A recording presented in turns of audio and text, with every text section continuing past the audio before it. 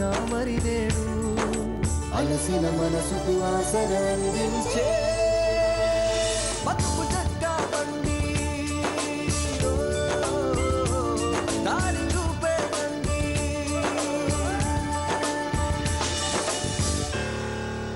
ఇది కథ కాదు జీవితం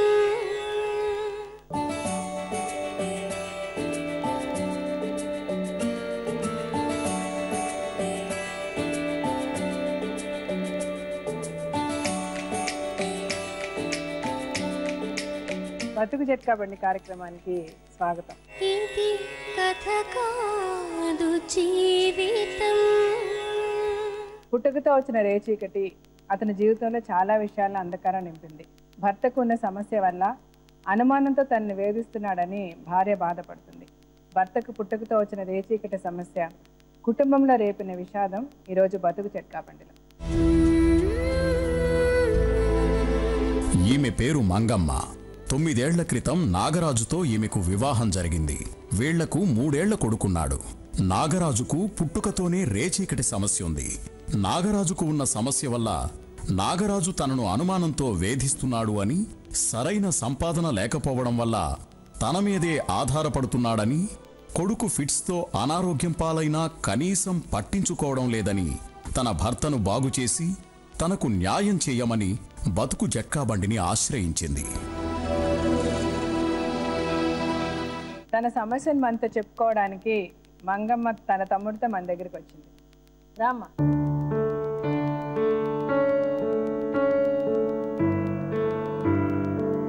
ఎంత వయసు అమ్మా మీ అబ్బాయికి? 4 సంవత్సరాలు. ఒక్కొడుకు ఒకడే. పెళ్ళి ఎన్ని సంవత్సరాలు అయింది? 9 సంవత్సరాలు అవుతుంది. మీ తమ్ముడా? మా తమ్ముడు. మీకు ఎంతమంది ఇంకా అన్నదమ్ములు? మీ అన్నదమ్ముల 3 అమ్మకాయలు, ఒక తమ్ముడు. మీకంటే పెద్దవాళ్ళ? మీ నేను అందరికంటే పెద్ద. మీరే పెద్ద. మీ తర్వాత 2 అమ్మాయిలు, ఈ అబ్బాయి, అంతేగా? సరే, మీ చెల్లెలకు పెళ్ళిళ్ళు అయిపోయా? అందరు పెళ్లిళ్ళు అయిపోయినాయి. వాళ్ళ పిల్లలకి ఇట్లా మేడం. మీ అమ్మ నాన్న ఉన్నారా?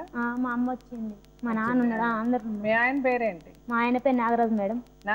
నాగరాజు. సరే చెప్పండి, ఇప్పుడు మీ సమస్య ఏంటి? మా సమస్య మేడం 9 సంవత్సరాలు పెళ్ళి అయ్యి 9 సంవత్సరాల కోలే ఒక్కసారి 2 సార్లు కొట్టిండు, పోనే ఊకున్నా. ఇక మాకు ఇట్లా యారన పడలేదు. పడలేకపోతే ఇక వేరుపడ్డ నుంచి ఎప్పుడైనా మంచిగా చూసుకుంటాం అనుకున్నా. అప్పుడు ఎవరెవరికి పడలేదు? మీకు? మాకు అందరికి అప్పుడు పడలేదు. పడని దానికి ఇప్పుడు ఏర్పడ్డ నుంచి మంచి చూసుకుంటే మా అంతలు మేమున్నాం ఇద్దరు. అంటే మీ ఆయనతో ఎవరుంటారు ఇంట్లో? మీ అత్త ఉంటది. మీ మామ ఉన్నారా? మా మామ చచ్చిపోయింది. మీ ఆయనకి అక్కలు, చెల్లెలు, తమ్ముళ్ళు ఉన్నారా? వాళ్ళిద్దరు అన్నదమ్ములు. అన్నదమ్ములు అయితే వీళ్ళకిద్దరికి ఆరంలో బరి రాలేదు. సో అన్న భార్యకి ఈవిడికి పడలే. సో ఇది దెబ్బలాట్లు వచ్చాయి.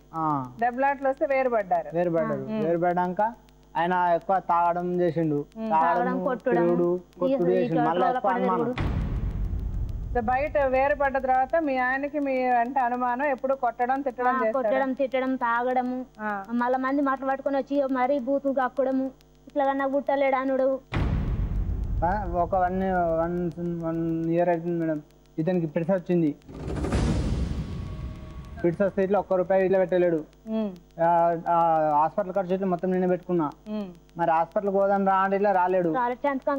మెదక్కు రమ్మన్నా. పిల్లల దాకా రాశారు మేడం. పిల్లల హాస్పిటల్ రాస్తే అక్కడ డబ్బులు కట్టమని ఇట్లా నేను డబ్బులు ఇట్లా నేనే కట్టుకున్నా. నేనే చూపించుకున్నాక ఇట్లా ఆయన ఇంటికి వచ్చిండు, మా ఊరికి వచ్చిండు. కానీ పిల్లోడిని హాస్పిటల్ తీసుకుపోయేటప్పుడు మళ్ళీ మా ఎంబడి హాస్పిటల్కి ఇట్లా రాలేడు. పిల్లోడు నాకు బుట్టలు అంటాడు. నాకు కాయం రాసిచ్చి వెళ్ళిపో నువ్వు అని అంటాడంట మేడం. ఇప్పటికి మొన్న బోనాల పండుగ అని చెప్పింది మేడం. పోయినాక ఏమైందంటే మళ్ళీ అతను ఎవరో ఫోన్ చేసాట. నైట్ 10 గంటలకు ఫోన్ చేసిండట. ఫోన్ చేస్తే ఇది అన్ని బూత్ మాటలు చెప్పారంట. ఆయన కోలకు మా బావకు బూత్ మాటలు చెప్పి ఆయన ఏమైనా వచ్చి కొడితే చెప్పేసుకొని కొట్టినట్ట మేడం. చెప్పేసుకొని కొడితే మొత్తం గోడలకు అవి ఏంది చెప్పు గ్రూపులు పడ్డాయి. మేము తప్పించుకుంది చెప్పు గ్రూపులు గోడకు పడ్డాయి. మేము ఇంట్లో పోయి చూసాక ఏమైంది ఇట్లా గొడవ ఎందుకైందంటే, ఇక మళ్ళా నువ్వు అనుమానిస్తున్నావు కదా, అతన్ని దోలుకరా. అతను దోలుకొస్తే ఈ తప్పేందో నేను చెప్పి ఈమె తప్పుంటే ఈయన చంపేసిపోతా అని చెప్పిన. లేకపోతే మీ ఊళ్ళోనే పిలిపించి 10 మందిలో మాట్లాడదామని చెప్పిన. అట్లా 10 సార్లు చెప్పినాం మేడం. చెప్తే ఇట్లా ఇంత పట్టించుకోలే. ఈ పిల్లగానికి పొలం ఉంది మేడం. పొలం ఉంటే అన్నకే చెప్పారు. ఒకటే పంట తీసుకుని మేడం, ఒక పంట తీసుకొని మిగతాదంతా వాళ్ళ అన్నకి అప్పేసిండు. అప్పేసి మళ్ళీ ఒక్కసారి ఇట్లా మరి నేను చేస్తున్నా కదా మీరు దిన్నూరి ఒక్క సంచి బియ్యం ఇట్లా వేయడం మేడం. నేను వేస్తే ఒక సంచి బియ్యం వేస్తే అమ్ముకుంటాడు సగము మందు తాగనికే. మరి మీరు ఎలా బ్రతుకుతున్నారు? మేము ఏదన్నా కూలి పనికి వెళ్ళినాడు తింటున్నాం, కూలి పనులు పోన్నాడు అట్లా అన్ని అట్లాంటి ఆడుకొచ్చుకుంటే పెడుతున్నాం మేడం. మేడం వాళ్ళు పెట్టడానికి అది ఏమన్నా అవసరం మా పెట్టడానికి అది ఎందుకు పెడుతుంది వాళ్ళని తిడతాడు మేడం. పక్క పడుతున్న వాళ్ళు ఎవరైనా అరే పిల్లోడికి దింపి అమ్మ అని వాళ్ళని పెడితే ఎందుకు పెడతారు? వాళ్ళకి నీకేంటి సంబంధం పెట్టడానికి? ఇట్లా అనుమానిస్తారు మేడం. ఒకటి ఏంటంటే మళ్ళీ చికెన్ అయితే కళ్ళు సాయంత్రం 6:30 7 ఏంటంటే రేజికట్ మేడం. అట్లయినా ఇట్లా ఆయన పోనీ ఎందుకు ఇట్లా పెళ్లి ముందు నుంచే ఉందా? అప్పటి నుంచి ఉన్నాయట మేడం. కానీ దూరం చేస్తాను అనుకోలేము మేము. వాళ్ళకు ఇంకా ఏదన్నా వాళ్ళు మంచిగా ఉంటే ఇంకా మేము ఏదన్నా చేయాలని అనుకున్నాం కానీ వాళ్ళని విడదీయాలనేది లేదు మేడం మాకు. కానీ ఆయన ఎట్లా మారుతాడో మాకు ఏం అర్థమైంది. 10 సార్లు మేడం నేను భూమి జాగాడు ఎవరికి నువ్వేం భూమి మీ అన్నలకు ఇస్తేవి మరి అప్పు తినటో ఆమ్దాన్ని తినటోళ్ళు అప్పని ఇవ్వాలి కదా. అప్పు కట్టమంటారు ఆమ్దాన్ని కట్టమంటారు మీరు అంత ఒకటి నేను ఒకటి అనే వరకు సంతకం పెట్టి వెళ్ళిపోని నేను అంటాడు. అంటే నువ్వు కాకపోతే నువ్వు అప్పు ఆమ్దాన్ని తిన్నా కానీ అప్పు వాళ్ళు కట్టుకొని కానీ చేసిన కష్టమన్నా నాకు బుక్కడి తినని అనగానే తినలేడు మేడం. ఎప్పుడు ఏం గొడవ తీసాడు తెలియదు. వీళ్ళ అనుమతి లేనిదే ఆయన వీళ్ళ పొలంలో బోల్ వేయని కారణం ఏంది మేడం? వీళ్ళ ఊర్లో పంచాయతీ పెట్టి అడగలేదా? పెట్టి అడిగినాం మేడం. పెట్టినాం మేడం. పెడితే వాళ్ళు రాలేరు. మొక్కలు తప్పించారు మేడం.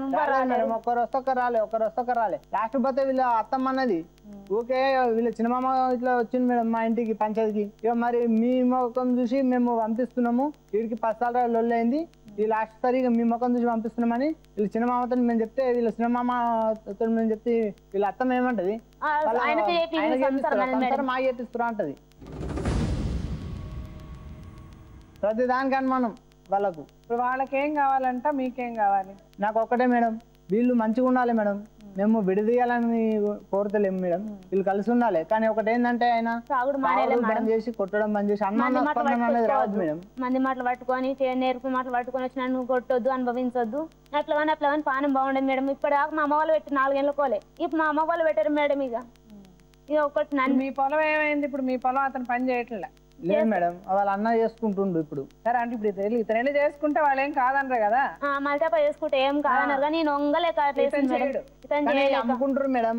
జాప కింద అప్పు ఉందని చెప్పి 4 ఎకరాల పొలం ఇప్పుడు 1/2 ఎకరం ఉందని చెప్తారు మేడం. ఇక అవన్నీ గట్టి వరకు కోపం వస్తుంది మేడం వాళ్ళకు. ఆడ భూమి పిల్లోడి పేరు మీద చేయండి మేడం. ఎంత పొలం అమ్మేసారు ఇప్పటికి? అమ్మతురు మేడం 1 ఎకరా పొలం అమ్మతురు. ఒకతాన 1/2 ఎకరా ఒకతాన 1/2 ఎకరా అవన్నీ అమ్ముతురు. మళ్ళీ నా ఆమ్దాన్ని తింటారు మళ్ళీ అప్పు చూపిస్తున్నారు. నాకు కోపం వస్తుంది మేడం. ఇక నా పిల్లగా మళ్ళీ ఉంటే ఇల్లు లేదు మళ్ళీ నా మందిలో ఉంటున్నా. ఇక పోయి త్యాగం నాకు ఒకసారి ఒక్కనుంటే మస్తు ఘోరంగా యాదకొస్తుంది మేడం. నా కొడుకు ఇంత ఆధారం ఏం లేకుండా ఏ బట్టి ఎందుకన్నా అన్నట్టు అది నాకు అనిపిస్తుంది మేడం. మీకు నమస్కారం. నాకు మాకేమన్నా దరువు చేయండి మేడం. నేను పేరేంటన్నారు? నాగరాజ్ మేడం. నాగరాజ్. ఇప్పుడు అతను పిలిచి అడుగుదా?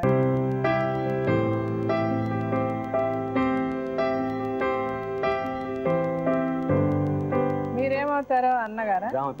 గ్రామ పెద్ద. వాళ్ళ గ్రామానికి మీరే పెద్ద. ఇతనికి రేచీకటి కరెక్టే. సో రేచీకటి ఉంది కాబట్టి పెళ్ళాన్ని ఇష్టం వచ్చినట్టు కొట్టచ్చని ఫిక్స్ అయిపోయాడు ఆయన. అట్లా కాదు, పని చేస్తాడు బాగానే, పొద్దుమితే వేస్ట్ గా పనికి రాడిగా. కరెక్టే కానీ ఆవిడ అలా ఇష్టం వచ్చినట్టు కొట్టడం కరెక్ట్ కాదు కదా సార్. మీ అందరికీ తెలుసు కదా అతను అట్లా కొడతాడని. అదైతే కరెక్ట్. మరి ఎట్లాగా అతను కొట్టడం ఎట్లాగా ఆపించడం మనం? ఆమెను మాన్పాలి.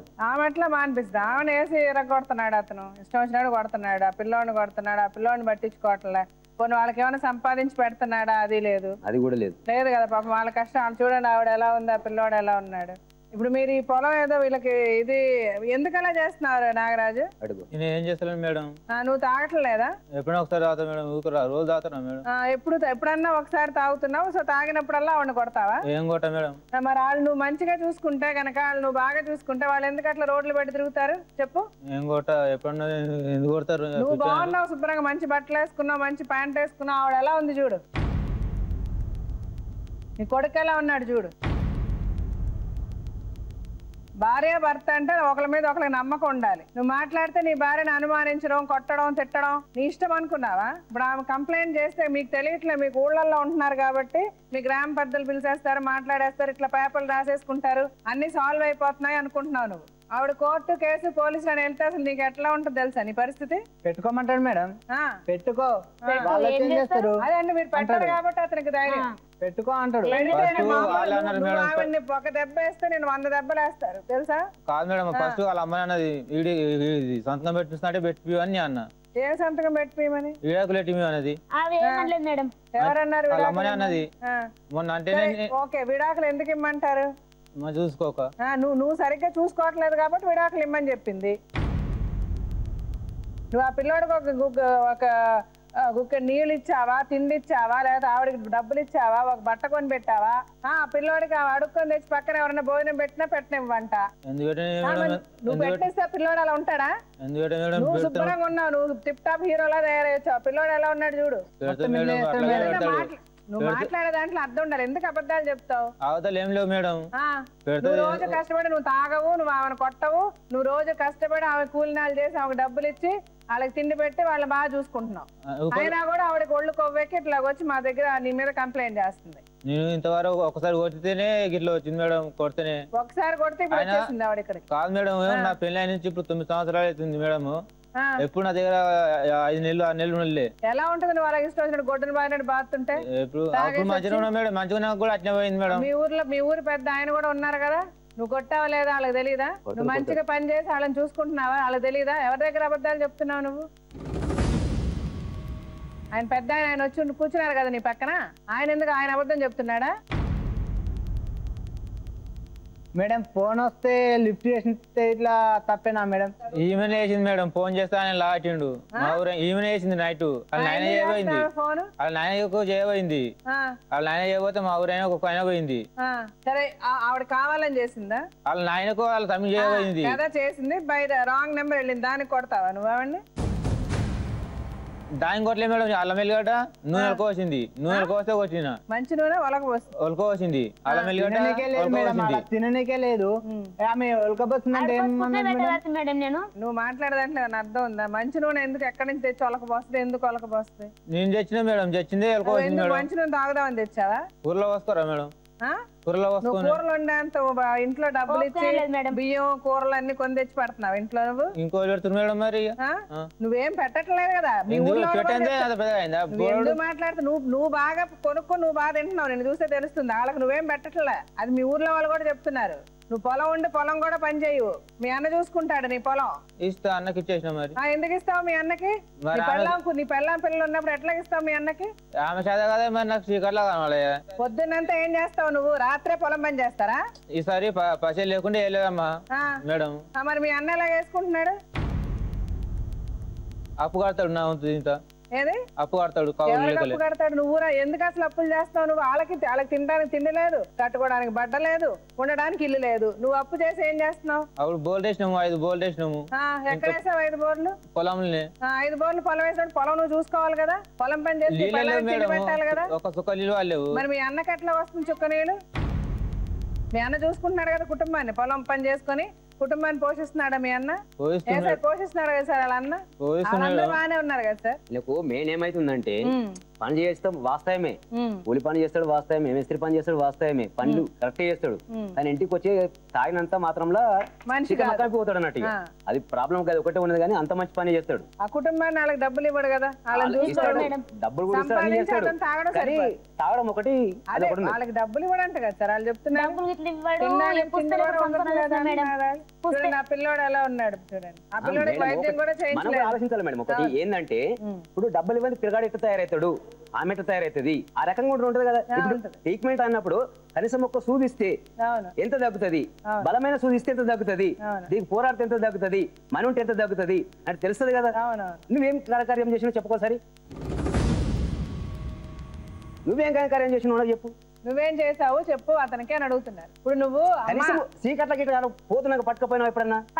ఏం పట్టుకపోయినావు? గిడికే పట్టుకురాలేవు నువ్వు. గిడికెళ్ళి సంకల పిల్లగాడు ఇట్లా పట్టుకొని కూడా కనీసం తీసుకురావచ్చు కదా. అది కరెక్ట్ గా. అంటే ఇప్పుడు వాళ్ళిద్దరికి పట్టాలేదు కదా. పడుతుంది, పడతలేదు అన్నట్టు కాదు. వీళ్ళకి ఏమొస్తుందంటే ఏదో సిచ్యువేషన్, అంతేగాని ఇంకోటి ఏం లేదు. ఇద్దరు భార్య భర్తలు మంచిగా ఉంటారు. సరే ఇప్పుడు ఏం కావాలమ్మా నీకు? అదే అడుగు మేడం. నాకు ఆధారం ఏమైనా కావాలి మేడం. ఉన్న పొలం బిలం అంతా అమ్ముకొని తింటారు మేడం.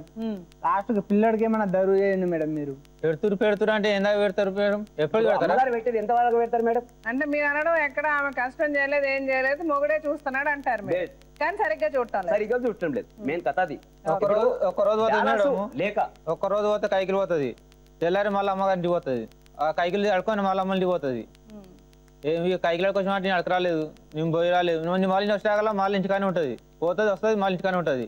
నేను అన్నం మళ్ళీ నేను టీ పట్టుకొని పోయినాక పటపాలు కోడిగుడ్లు అవి చేసుకొని వండుకుంటుంది. మళ్ళీ ఎప్పుడో తొమ్మేసుకొని మళ్ళీ ఎప్పుడో ఉంటుంది మేడం.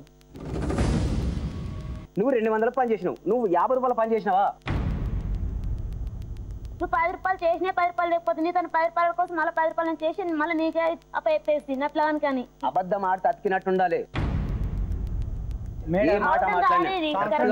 పిల్లడికి పెట్టి వచ్చింది మేడం, ₹1 పెట్టింది అడుగు మేడం. మీ ఇంటికాన్ని ఉంచుకుంటారు మరి, నా ఇంటికాడ పెట్టుకోకపోతే మేడం. అమ్మగారింటికి అన్నాక ఎట్లా పెడతా అంటే అమ్మగారింటికి వచ్చినాక జ్వరం వస్తుంది, జ్వరం వచ్చినప్పుడు మేము చూపి కరెక్టే. అతను అన్నారు అలా కాదమ్మా, మీ ఇంట్లో ఉన్నప్పుడు ఆ పిల్లోడు ఒంట్లో బాగాలేదు, చేశారు, మీరు చూపించాలి తప్పదు. ఇప్పుడు అతని తర్వాత మీరు అతను ఫోన్ చేసి వచ్చి ఇట్లా చెయ్యండి అని చెప్తే వచ్చి చేసేవాడేమో. చెప్పినా మేడం, ఫోన్ చేసి వచ్చిండు, వచ్చి మళ్ళీ మా ఊళ్ళకి వచ్చిండు కానీ హాస్పిటల్ దగ్గర రాలేదు. అడుగు హాస్పిటల్ ఎందుకు వెళ్ళలేదు నువ్వు? మేడం వాళ్ళ ఇంటికాన్ని హాస్పిటల్ పోతుంటే ఆయన పోదాం అని వెళ్తేనే ఇలా అయ్యా ఏమంటాడు, చెప్తాం కొడతా నిన్ను ఊళ్ళకి వస్తున్నావు ఇంకా అని అన్నాడు. సరే మంచిదని సపరేట్గా ఏరేటోళ్ళు ఇంటికి పోయినా, అన్నం తిన్నా ఆయన చేసి కూర్చున్నా, సపరేట్గా ఇంటికి వచ్చినా మేడం. సరే అంతేగా నీ కొడుకుని వెళ్ళి చూడలేను. మీ మామ ఏమన్నాడో, మీ అత్త ఏమందో, మీ అవన్నీ వదిలేసాయి. కొడుకుని వెళ్ళి చూడాల్సిన అవసరం ఉందా లేదా? మేడం ఆయన పోతుంటే బండి మీద ఎక్కించుకుని పోయండి ఇద్దరిని. ఎక్కడ పోయాడు? హాస్పిటల్కి వెళ్ళి నీ కొడుకుని చూడాల్సిన అవసరం ఉందా లేదా? పోతుడి నన్ను కదా నాకు చెప్పకుండా పోతుంది. మీరు ఎట్లా పోవాలి? చెప్పకుండా పోతే తర్వాత హాస్పిటల్ ఉన్నాడని తెలియదు మేడం. మరి మెదకులా ఎందుకు తెలియదు మేడం? ఆయన ముంగటనే చిన్న ఉన్నప్పుడు 2 సార్లు పిల్లలు హాస్పిటల్కి తీసుకుపోయినాం.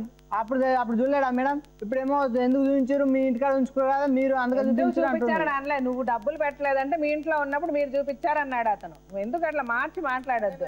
నా ఇంటికాడ నేను చూపెట్టుకోకపోతున్నా మేడం, నా ఇంటికాడ నేను నువ్వు చూపిస్తానన్నది కూడా కరెక్ట్ కదా. వాళ్ళ ఇంటి దగ్గర ఉన్నా కూడా నువ్వు చూపించాలి. నీ కొడుకు కదా, నీకు విషయం తెలిసినప్పుడు వెళ్ళి చూడాలి. నీకు ఎలాగో నీకు ఆ కంటి ప్రాబ్లం ఉంది, సాయంకాలం అయితే నువ్వు చేయలేవన్నది ఓకే, అది ఒప్పుకుంటాం. పగలంతా ఉంది కదా, నువ్వు చేయగలిగినప్పుడు నువ్వు చేయాలి కదా. నైట్ ఒకటి నైట్ పూట 6 అయిందంటే కళ్ళు కనబడి. సరే 6 అయిన వెంటనే కళ్ళు కనబడి, అది ఒప్పుకుంటాం కరెక్టే. అది కారణంగా పెట్టుకొని నువ్వు అన్ని నువ్వు ఎగగొట్టలేవు కదా. నాకు 6 అయితే కళ్ళు కనబడి పగలంతా కూడా నువ్వు కూర్చుంటే నడవదు కదా. పోతున్నా కదా మేడం, దొరికినప్పుడు పోతా, పోయినప్పుడు మళ్ళీ 4 తోలుకొస్తారు కదా మేడం. ఇప్పుడు ఇద్దరు వస్తారు, తోలుకోతారు. వాళ్ళు కూడా లంగలే అని చెప్తుంది మేడం. వాళ్ళు మళ్ళీ సరే తోలుకోతారా మేడం? అది చేసుకుంది నువ్వే. ఆయన చేసింది మేడం, నన్ను అనుభవించింది కాబట్టి అందుకే నేను ఒక్కడే మనిషి ఒక్కడిని చేసినాను. ఇంత చేసింది మేడం, లేకపోతే ఇంత దగ్గర రాకపోతుంటే. ఆవిడ అతను అనుమానించాడు కాబట్టి నువ్వు అతను వచ్చిన వాళ్ళందరినీ తిడతావా?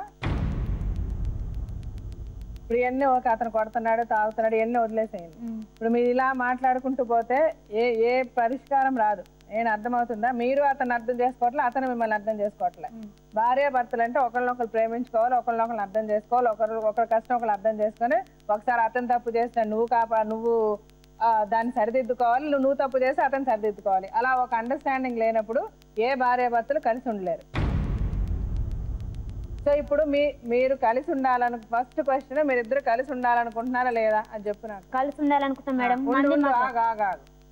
నువ్వేమనుకుంటున్నావమ్మా? కలిసే ఉంటారు. అమ్మాయిని జాగ్రత్తగానే చూసుకోవాలనుకుంటున్నావు నువ్వు, సరేనా? ఓకే. సో ఇప్పుడు మీరిద్దరు కలిసి ఉండాలి అంటే ఏం చేయాలి? నెక్స్ట్ స్టెప్ మాట్లాడదాం. ఇప్పుడు నువ్వు అన్నట్టు ఆ అమ్మాయి ఏమంటది, నువ్వు తాగి వచ్చి కొడుతున్నావు అంటుంది. సో ఆమెను కొట్టడం, ఆమె మీద చేయెత్తడం అనేది ఈ రోజుతో మర్చిపో. ఆడపిల్లని కొడితే అది ఎంత పెద్ద క్రైమో నీకు ఇప్పుడు లాయర్ గారిని పిలిస్తే ఆవిడ చెప్తుంది. సో భార్య అయినంత మాత్రాన గొడ్డును బాధినట్టు బాధాలని అనుకోవడం అట్లా కొడతారా మేడం? పోనీ మనిషిని బాధినట్టు బాధినా కూడా కరెక్ట్ కాదు. పోనీ అలా అనుకుందాం కాసేపు. కొట్టడం అనేది చాలా పెద్ద తప్పు. ఇంకొకసారి ఆవిడ మీద నువ్వు ఏమన్నా నువ్వు మాట్లాడుకో, నోరు లేదా?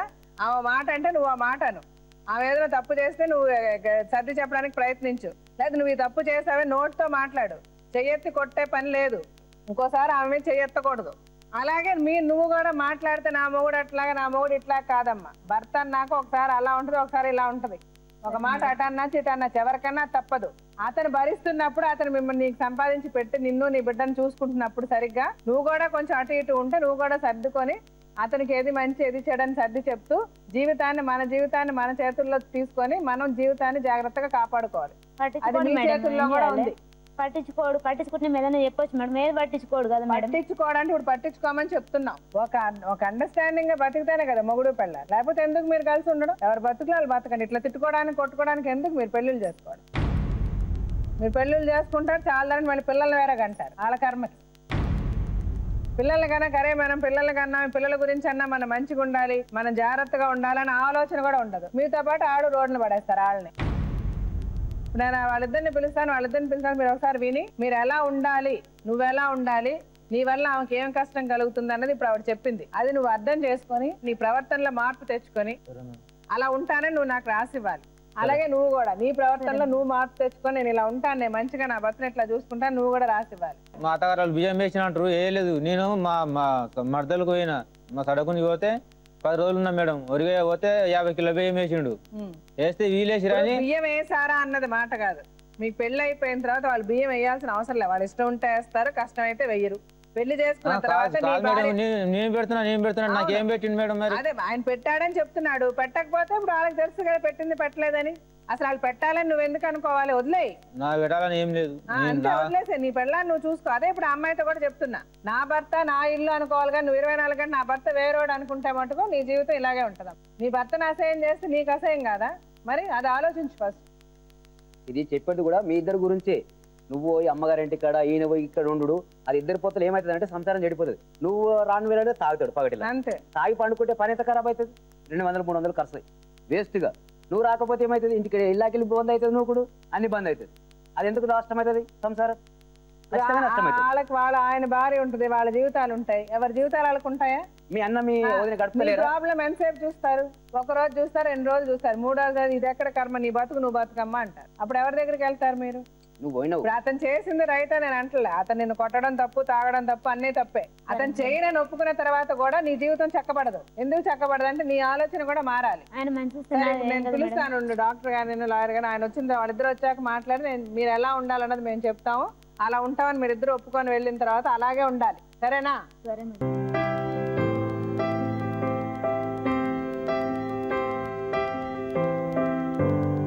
సరే, మంగమ్మ నాగరాజు వీళ్ళ కథ విన్నారు కదా మేడం. యాక్చువల్గా నాకు అర్థమైంది అయితే అతనికి రేచీకటి ప్రాబ్లం. బట్ ఆయన చెప్పడం అయితే రెగ్యులర్ గా అయితే తాగడం, వారానికి ఒకసారి తాగుతాడు అని అంటున్నారు ఆయన. వాళ్ళు కూడా ఏది రెగ్యులర్ గా తాగుతాడని చెప్పట్లేదు అనుకోండి, కాకపోతే తాగినప్పుడు కొట్టడం అట్లాంటివి చేస్తాడు. అతనికి అనుమానం ఉంది. అనుమానం ఉన్నదానికి కూడా వాళ్ళు చెప్పేది ఒకే ఒక ఎగ్జాంపుల్, ఏదో మొన్న నైట్ ఫోన్ చేస్తే ఆమె వేరెవరికో కాల్ చేయడం, అది మిస్డ్ కాల్స్ గా వేరే అతని ఫ్రెండ్కి వెళ్ళడం అట్లా జరిగింది.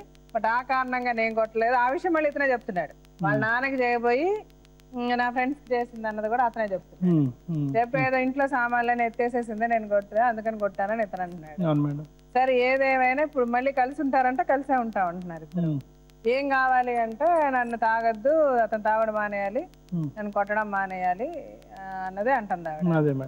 ఇతనేమో అప్పులు ఉన్నాయి, బోర్లు వేసాము, మా పొలం ఉంది, పొలం కూడా ఇప్పుడు ఇతను పొలం ఏం పని చేయట్లే, లేదా కూలీ నాలి చేస్తాడు, అది ఆయన చెప్పడం చేస్తాడు, ఎంతో కొంత ఇస్తాడు ఇంటికి. సో ఇప్పుడు నేనేమంటానంటే ఆవిడకి నచ్చిన ఏమేమి ఆవిడ చేయకూడదు అన్నది ఇతనికి చెప్పి, అదే పద్ధతిలో ఆవిడ కూడా ఏ విధంగా ఇతను చూసుకోవాలన్నది మనం చెప్పి, అది మనం వీళ్ళిద్దరు ఒక ఎంఓయూ లాగా నేను ఇట్లా ఉంటాను, అట్లా నా వైఫ్ ఇలా ఉంటది అని, నేను ఇట్లా ఉంటాను ఆవిడ, నేను ఇట్లా ఉంటానని ఈయన అట్లా ఏదైనా రాయించి వీళ్ళిద్దరిని కలిసి ఉండమని చెప్పడం. దానికి ముందు అసలు వీళ్ళని ఏ విధంగా మీరు వీళ్ళ క్యారెక్టర్ అనాలిసిస్, వీళ్ళు ఎలా ఉంటే వీళ్ళు హ్యాపీగా ఉండగలరు అన్నది మీరు చెప్పండి మేడం. నాగరాజు విషయానికి వస్తే మేడం, దీన్ని ఏంటంటే కంజెంటల్ నైట్ బ్లైండ్నెస్ అంటారు, నిక్టలోపియా అంటారు మేడం. అంటే ఏంటంటే రేచీకటి అన్నదానికి చాలా మందికి తెలిసినటువంటిది ఏంటంటే విటమిన్ ఏ డెఫిషియన్సీ వల్లే వస్తుంది అని అనుకుంటారు, కానీ దానికి ఏంటంటే గ్లోకోమా వల్ల, క్యాట్రాక్ట్ వల్ల, కంజంక్టివైటిస్ వల్ల, తర్వాత ఏంటంటే పుట్టుకతో. అయితే ఏంటంటే మనం ఇక్కడ గమనించవలసినటువంటి విషయం ఏంటంటే నాగరాజుకి పుట్టుకతో వచ్చినటువంటి కంజెంటల్ నైట్ బ్లైండ్నెస్ బ్లైండ్నెస్. దీనికి ఉండేటటువంటి ఒక ప్రధానమైనటువంటి లక్షణం ఏంటంటే,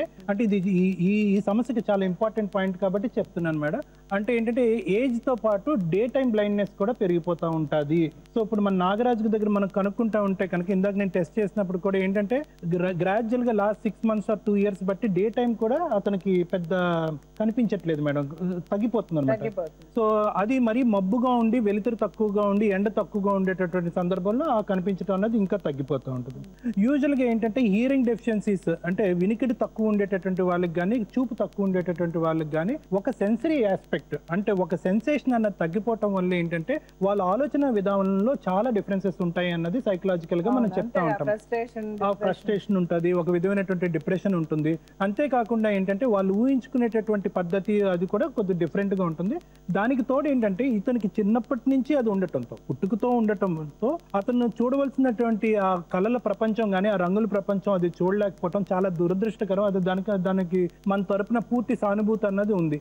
కానీ ఏంటంటే ఆ ఫ్రస్ట్రేషన్ లో ఏదైతే ఆ ఫ్రస్ట్రేషన్ నుంచి బయటపడేదానికి నువ్వు చేస్తున్నటువంటి ఇంకో కార్యక్రమం ఏదైతే ఉందో ఆ తాగుడు అన్నది అది దానికి పరిష్కారం కాదు. ఎందుకంటే ఆల్రెడీ కనిపించకపోవడంతో వచ్చేటటువంటి మానసిక సమస్య, మానసిక పరమైనటువంటి మార్పులు ముఖ్యంగా ఏంటంటే అసహనం, అనుమానం, ఈ రెండిటిని పెంపొందించి పెద్ద చేసేటటువంటి మార్గం తాగుడే తప్ప తగ్గించే మార్గం అయితే కాదు. అయితే మంగమ్మ విషయానికి ఆ అమ్మాయిని ఏం తీసుకోవట్లేదు, ఆ అమ్మాయి గురించి కూడా చెప్పాలని అనుకుంటున్నాను. నాగరాజ్ ఇందాక నువ్వు చెప్పినటువంటి విషయాలు అయితే ఏంటంటే మొదటి నుంచి అంటే చాలా మంది ఆడవాళ్ళు కాంప్రమైజ్ అయ్యో లేకపోతే పెద్దల యొక్క ప్రెషర్ వల్ల అవిటితనం కానీ లేకపోతే బ్లైండ్నెస్ కానీ హియరింగ్ డిఫెక్ట్స్ కానీ అవిటితనం ఉండేటటువంటి వ్యక్తుల్ని పెళ్లి చేసుకుంటే కనుక ఎంత కాదనుకున్నా కూడా కాంప్రమైజ్తోనే వస్తారు.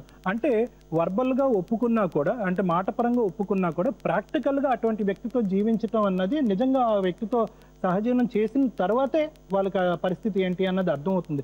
మంగమ్మ విషయంలో కూడా ఎగ్జాక్ట్గా జరిగింది ఒకటి అదే. అంటే తన దగ్గర నుంచి ఏమీ దాయలేదు, అతని కళ్ళు కనిపించట్లేదని చెప్పారు, అన్నీ తెలిసే తను చేసుకుంది. కానీ ప్రాక్టికల్గా అతనితో వచ్చి జీవించడం ఎప్పుడైతే ప్రారంభించిందో తర్వాత ఏంటంటే ఎప్పుడైతే ఫిట్స్ ఉండేటటువంటి కొడుకు నాకు ఉన్నాడు అన్నప్పుడు ఆవిడ బాధ్యత డబుల్, ట్రిపుల్, క్వాడ్రపుల్ పెరిగిపోయింది అనమాట. బాధ్యత పెరిగిపోయింది. ఆ పెరిగిపోవడంతో తను ఒక ఫ్రస్ట్రేషన్కి వచ్చింది. ఆ ఫ్రస్ట్రేషన్తో పాటు ఏంటంటే ఇతను తాగటం, తర్వాత ఇతను హింస పెట్టడం, ఇవన్నీ చూసి ఏంటంటే ఆ ఉండేటటువంటి ఆ కొద్దిపాటి ఓపిక మొదటి నుంచే ఆవిడకి ఓర్పు తక్కువ అని మీరు చెప్పారు.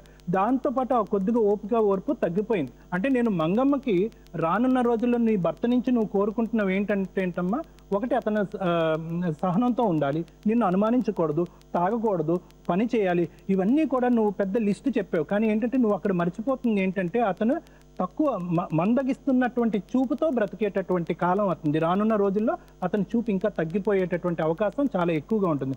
కాబట్టి నువ్వు చూసుకునేటటువంటి అంటే నీకు బాధ్యత అన్నది రావాలి అంటే కనుక అతను నువ్వు పెద్ద కొడుకులాగా చూసుకోవాలి. కానీ నేనేంటంటే నువ్వు అవన్నీ కోరే ముందు ఇంకొకటి కూడా ఆలోచించాలి.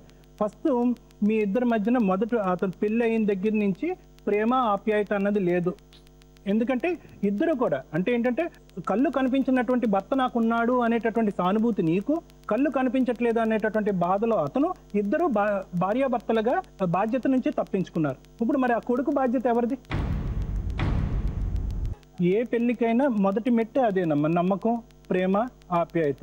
నువ్వు నాకు ఇంత ఇచ్చావు, నేను నీకు ఇంత ఇచ్చాను, నువ్వు నాకు అది చేయలేదు అనుకుంటే నువ్వుగానే ఉంటాం కానీ మేముగా ఉండరు. సో మేముగా మీరు ఇద్దరు ఉండాలి అంటే కనుక అతనికి అవిటితనం, అతనికి ఉన్నటువంటి లోపం ఏంటన్నది నువ్వు ఆలోచించి దాని ద్వారా నీకు వచ్చేటటువంటి సానుభూతి ఉంటే కనుక నువ్వు కష్టపడాలి అని నువ్వు అనుకుంటావు. నా ఉద్దేశం ఏంటంటే మీరిద్దరూ ఏవైతే ఈ పైన మెట్ల మీద నిలబడి ఉన్నారో 2 కాదు 3 కాదు చాలా మెట్లు మీరిద్దరు దిగాలి.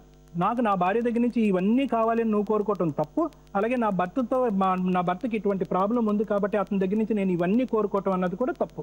మీ ఇద్దరు ఒక్కటే కాదు, ఎవరైనా కూడా వైఫ్ అండ్ హస్బెండ్స్ కాంప్రమైజ్ అన్నది, సర్దుకోవటం, దిద్దుకోవటం, ఈ 2 మాటలు నేను తరచూ ఉపయోగిస్తూ ఉంటాను.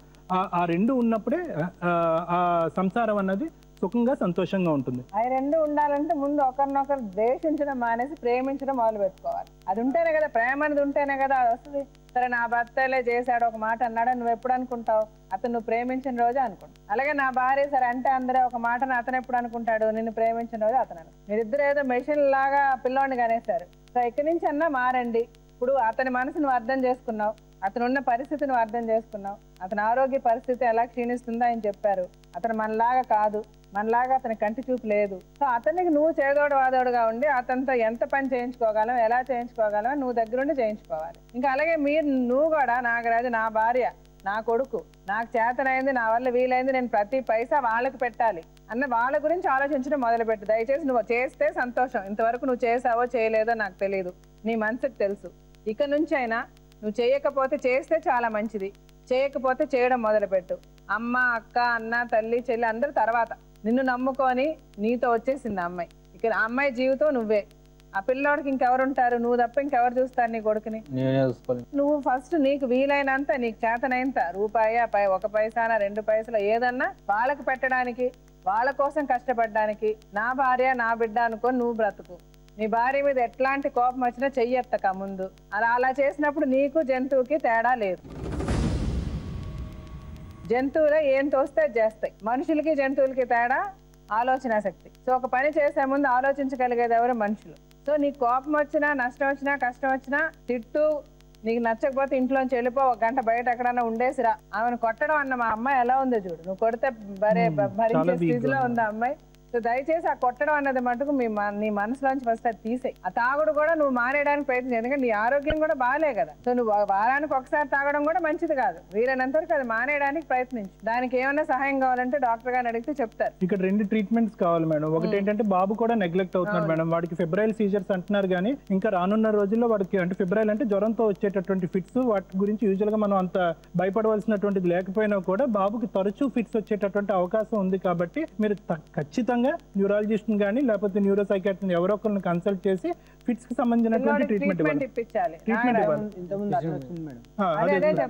అందు గురించి ట్రీట్మెంట్ కి సంబంధించి ఏం సహాయం కావాలన్నా మేము చేస్తాం సార్. మీరు కూడా గైడ్ చేయండి, మనం కూడా చెప్దాం. అలాగే మేడం, మనకు తెలిసిన డాక్టర్స్ కి. అలాగే ఇతనికి ఏంటంటే కంటి తరపున మనం ఏం వైద్యం చేయలేకపోయినా మేడం, అట్లీస్ట్ డ్రింకింగ్ మానేయడానికి అయితే మాత్రం అది చేయాలి ఖచ్చితంగా. దానికి వైద్యం అయితే గొప్ప తాగుడు కూడా నీకు మానేయడానికి అని చెప్తారు. ఆ వైద్యం ట్రీట్మెంట్ తీసుకో, దానికి కూడా మేము సహాయం చేస్తాం. మ్యామ్ మీరేం చెప్పాలో చెప్పండి మ్యామ్. ఇది ఆల్రెడీ వీళ్ళు ఒప్పంద పత్రం రాసుకున్నారండి. అదే కాకపోతే ఆ సమస్యకు పరిష్కారం ఎలాంటిది అనేది చూస్తే, ఇందాక మీరు ఎవరితో ద్వారా అయితే మీరు వస్తున్నారో ఈ మాటలు మాట్లాడడం వల్ల ఈ సమస్యకి ప్రాబ్లం వచ్చింది, ఈ మాటలు మాట్లాడడం వల్ల ఇక్కడ ప్రాబ్లం వచ్చింది అనేది ఆ సమస్యకు పరిష్కారం. అంటే వీళ్ళు జనరల్ గా ఏం చేస్తారంటే అన్ట్రైన్డ్ కౌన్సిలర్స్ దగ్గరికి వెళ్తారు. ఆ అన్ట్రైన్డ్ కౌన్సిలర్స్ ఏం చేస్తారంటే ఎవరు వైపు ఎక్కడ తప్పున్నది అనేది చూడకుండా, ఒక బ్యాలెన్సింగ్ అనేది లేకుండా ఏదో అంటే అది మాట్లాడేసి అది చేస్తున్నారు. అదే మెయిన్ గా ఊర్లలో జరిగే మెయిన్ ప్రాబ్లం అక్కడికే వస్తుంది. అందుకనే ప్రతి ఊర్లో కూడా ట్రైన్డ్ కౌన్సిలర్స్, పారాలీగల్ వర్కర్స్ అని ఉంటారు. ప్రతి కోర్టులో కూడా కొంచెం కూడా లీగల్ నాలెడ్జ్ ఉన్న వాళ్ళని, ఈ పారాలీగల్ వర్కర్స్ ని పంపించి ఈ సమస్యకి ఇట్లా పరిష్కారం ఉంటది, ఇట్లా పరిష్కారం ఉంటది అని చెప్పడానికి వాళ్ళు బ్యాలెన్సింగ్ గా, అంటే నిస్వార్థంగా ఇటువైపు అటువైపు మొగ్గకుండా, తప్పులు కట్టకుండా. అంటే మీ దాంట్లో జనరల్ గా ఈ ఒప్పంద పత్రాలు రాసుకునేప్పుడు తప్పు కట్టు, నువ్వు ఇంత తప్పు కట్టు, నువ్వు అంత తప్పు కట్టు అనే భయానికి వీళ్ళెవరూ కూడా ఆ పంచాయతీలకు రాకుండా ఉంటారు కదా. అలాంటిది ఇప్పుడు మెయిన్ కారణం ఏమైపోతుందంటే అలాంటి సమస్య, అలాంటి పంచాయతీలకు మీరు వెళ్లకుండా ఎట్లాగో మీకు ఒక వే అనేది తెలుసు. ఈ ఒప్పంద ఎట్లయితే రాసుకున్నారో దీనికి ఒక లీగల్ శాంటిటీ ఇవ్వండి, అంటే ఒక లీగల్ డాక్యుమెంట్ చెయ్యండి అని అంటాం మేము ప్రతిదానికి. ఈ పేపర్ సంతకం పెట్టి ఇద్దరు ఎవరైతే ఒక సంతకం పెట్టినంత ఒప్పుకుంటారో ఆ పేపర్కి ఎంత వాల్యూ ఉంటుందో అంత వాల్యూ లేదని కూడా అంటాం. ఎందుకంటే దీనికి ఒక లీగల్ శాంటిటీ ఇవ్వమని అంటాం. ఆ లీగల్ శాంటిటీయే ఈ legal services authorities, mediation centres, Lok అదాలత్లు. అక్కడికి వీళ్ళకి వెళ్తే ఫ్రీగా మిమ్మల్ని కూర్చోబెట్టి మాట్లాడి కౌన్సిలింగ్ చేసి పలానా టైంకి మీరు ఇక్కడ రండి అక్కడ రండి అని చెప్పి అంత ఈజీగా స్టెప్ వైజ్ మీకు కౌన్సిలింగ్ ఇస్తున్నా కూడా స్టిల్ మీరు ఆ పంచాయతీలకే వెళ్తున్నారు. ఈ ఒప్పంద పత్రాల మీదనే మీరు ఆధారపడుతున్నారు. ఫ్యూచర్లో మీకు ఏం కావాల్సిన లీగల్ న్యాయం అనేది వీళ్ళు తీసుకోవట్లేదు. సో వీళ్ళకి ఇప్పుడు ఎట్ ప్రెసెంట్ కావాల్సింది ఒక లీగల్ ట్రైన్డ్ కౌన్సిలర్స్ తోటి. వీళ్ళు ప్రతిసారి దెబ్బలాడుకున్నందు మూలాన మీతోటి చెప్పితే మీరు విసుక్కుంటారు, ఇంకొకరి దగ్గర పైన విసుక్కుంటారు. అదే లీగల్ కౌన్సిలర్స్కి ఏంటంటే పేషెన్స్, అంటే వినాలి, ఇది వినాలి, ఇట్లా మాట్లాడాలి అనేది ఉంటుంది. కనుక మీరు ఈ బాధ్యత ఎట్లాగైతే తీసుకున్నారో వాళ్ళని కూడా అక్కడికి పంపించి కంటిన్యూస్ కౌన్సిలింగ్ లాంటిది ఇప్పిస్తే డెఫినెట్ గా ఇంకా మెడికల్ పరంగా డాక్టర్ గారు చెప్పినట్టు అది చేస్తే మాత్రం ఇప్పుడు మనం ఈ రోజు ఇప్పుడు ఇట్లా మాట్లాడేస్తున్నాం సార్, పొద్దున్న లేసినప్పటి నుంచి ప్రతిదీ సమస్య. ఆ సమస్యల్ని ఎలాగ వీళ్ళు ఓవర్కమ్ చేయాలి, ఎలాగ మనం బిహేవ్ చేస్తే గొడవలు రావన్నది ఆ కౌన్సిలింగ్ వాళ్ళు చెప్తారు. సో మీరు ఎలాగో ఇంత ఓపికగా నిజంగా మీకు థ్యాంక్స్ చెప్పుకోవాలి. వాళ్ళు నాగరాజు, మంగమ్మ మీరిద్దరు చిన్నపిల్లలు కాదు, అతనికి నీ అవసరం చాలా ఉందమ్మా. ఇప్పుడు నిజంగా డాక్టర్ గారు చెప్పేంత వరకు కూడా నాకు అతనికి ఉన్న జబ్బు అంత ఘోరమైంది, అంత సీరియస్ అయింది నాకు కూడా తెలియదు. నేను రాత్రిపూటే కనబడదేమో అనుకుంటున్నా. ఫోన్ అతనికి డే టైం కూడా కనబడదంటే సో ఎవరికి తెలియదు. కాబట్టి ఇప్పుడు మనందరినీ కూడా అతని మీద చాలా కన్సర్న్ చూపించి ఆయన జాగ్రత్తగా చూసుకోవాల్సిన అవసరం మీ అందరికీ ఉంది. అలాగే మీరు కూడా నాగరాజు గారు, మీ భార్య మీ బిడ్డ వాళ్ళిద్దరే రేపు మీరు పోయేంత వరకు మీతో ఉండేది మీ భార్య. మీ కొడుకన్నా పెద్దయ్యాక పెళ్లి చేసుకుంటే ఆయన బళ్ళంతా వెళ్ళిపోతాడు కదా, చివరి వరకు ఉండేది భార్య. భర్తకు భార్య, భార్యకు భర్త. సో ఒకరినొకరు అర్థం చేసుకొని కొట్టుకోవడాలు తిట్టుకోవడాలు మానేసి, ఆమెను కొట్టినా మిమ్మల్ని మీరు కొట్టుకున్నట్టే, మీలో సగం ఆవిడ. అలాగే నీ భర్తను నువ్వు అసహ్యం చేసినా నిన్ను నువ్వు చేసుకున్నట్టే, నీలో సగం అతను కదా. మీ ఇద్దరు కలిసి అర్థం చేసుకొని బ్రతికితే జీవితం ఎప్పుడు బాగుంటుందమ్మా. సరే మంచిగా ఉండండి. లే నాగరాజ్, నమస్తే సార్. ఇది కథ కాదు జీవితం. రెక్కాడితే గాని డొక్కాడని కుటుంబం. పొట్టకుటి కోసం కూలీ నాలి చేసి జీవితానికి ఎదురీదే పరిస్థితి కోటేశ్వర వరలక్ష్మి దంపతులది. వారి కూతురు లతాశ్రీకి వచ్చిన కిడ్నీ సంబంధిత వ్యాధి లతాశ్రీ ఆరోగ్య స్థితితో పాటు ఆ కుటుంబ ఆర్థిక పరిస్థితిని కృంగదీస్తోంది. లతాశ్రీ వైద్యానికి అయ్యే డబ్బు ఖర్చు కోసం ఎవరైనా దాతలు ఆర్థిక సహాయం చేస్తారా అని ఆ కుటుంబం ఎదురు చూస్తోంది. రండి.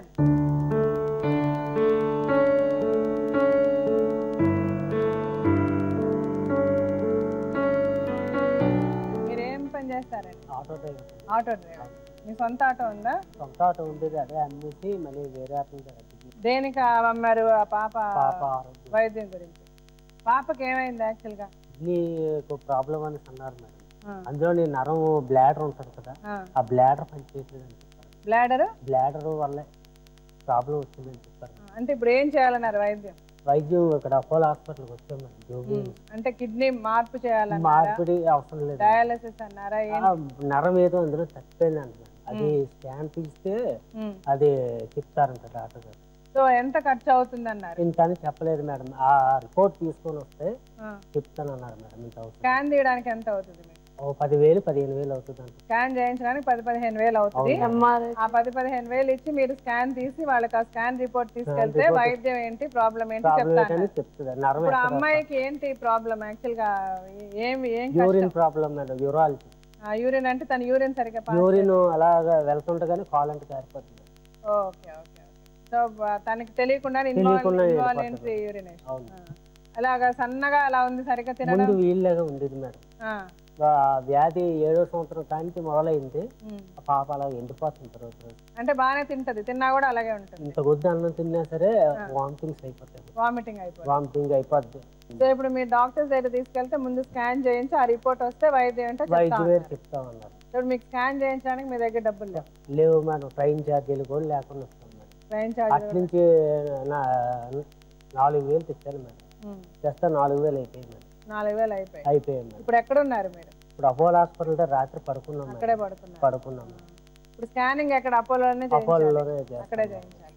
సుబ్రహ్మణ్యం డాక్టర్ గారు అని సుబ్రహ్మణ్యం గారు అవును, కిడ్నీ స్పెషలిస్ట్. ఆయన దగ్గరికి వెళ్తే ఆయన అన్నారు, ఆయనకు అనుమానం వచ్చి ఏం పేరు రత్నం గారు, బీజీ రత్నం గారు అని అతన్ని చూడమన్నారండి. ఇప్పుడు పాపతో 3 సంవత్సరాల నుంచి బాధపడుతున్నాం మేడం మేము.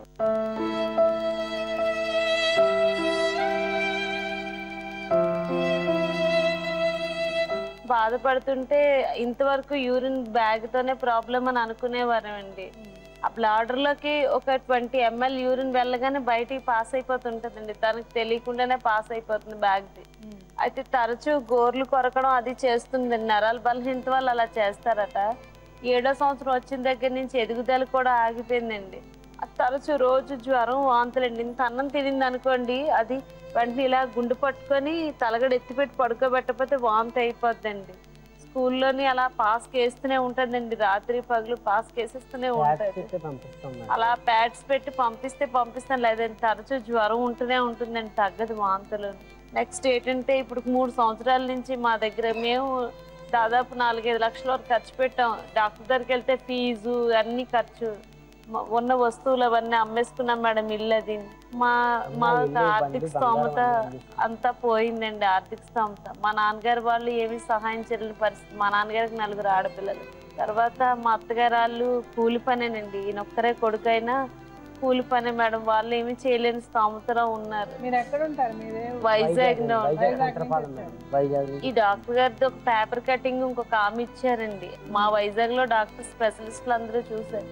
ఇప్పుడు ఆపరేషన్ అది ఏమి పాపకి చేయలేమండి, పెద్దయ్యాక ఏదైనా చేద్దామన్నారు. ఇక్కడికి వచ్చిన తర్వాత తెలిసిందండి ఆ పాప విషయం. అంటే యూరిన్ ఒకటే ప్రాబ్లం అంటే, లేకపోతే నరాల్లో ఏదో ప్రాబ్లం ఉన్నట్టుందని ఆ డాక్టర్ గారు, ఈ సుబ్రహ్మణ్యం డాక్టర్ గారు నరాల డాక్టర్ గారికి రాశారండి. ఆయన చూసి ఒక స్కాన్ రాశారు. అక్కడే అడిగితే, అమ్మ మరి ఈ స్కాన్ చేసి చూస్తే నేను ఆపరేషన్ ఏదైనా చెయ్యాలి అంటే చేస్తాను, ఎదుగుదల ఆగిపోయింది అంటున్నారు, గోల్డ్ తరచు కొరుకుతాను, చూసిన తర్వాత చేస్తాను, కానీ ఇది ధర్మాసుపత్రి కాదు కదా, ఇక్కడ డబ్బులతో ఖర్చుకున్నది, ముందు టెస్ట్ చేసి తీసుకురండి అన్నారు. ఫుల్గా చేయించమన్నారండి. చేయించమంటే అది చేస్తే అప్పుడు దాని ప్రకారం ఏదైనా చేస్తాము అన్నారండి. సరే అమ్మా, ఇప్పుడు మేము హెల్ప్ లైన్లో చెప్తాము. ఇప్పుడు మీరు కూడా డాక్టర్ అన్నట్టు మీరు ఫస్ట్ స్కాన్ చేయించి తర్వాత వ్యాధి అంతా కన్ఫర్మ్ అయిన తర్వాత గవర్నమెంట్ హాస్పిటల్ అట్లా ట్రై చేస్తేనే మీకు ప్రైవేట్ హాస్పిటల్స్ లో చాలా ఎక్కువ అయిపోతుంది. గవర్నమెంట్ హాస్పిటల్ కేజీహెచ్ ఉంది కదా మేడం, కేజీహెచ్ ఉంది కదా మేడం వైజాగ్ లో డాక్టర్ దగ్గరికి వెళ్ళారు. కానీ ఏం చేయలేము అనేస్తే సుబ్రహ్మణ్యం గారి పేపర్లో పడితే వస్తాం. సరే, సుబ్రహ్మణ్యం గారు ఏం చెప్తారో చూడండి. ఇప్పుడు మీకు